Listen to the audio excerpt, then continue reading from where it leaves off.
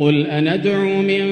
دون الله ما لا ينفعنا ولا يضرنا ونرد على أعقابنا بعد إذ هدانا الله كالذي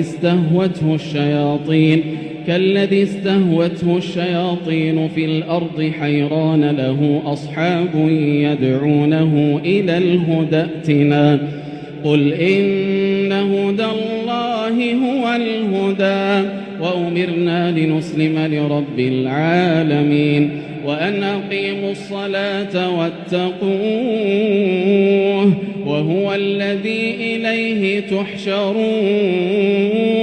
وهو الذي خلق السماوات والأرض بالحق ويوم يقول كن فيكون قوله الحق وله الملك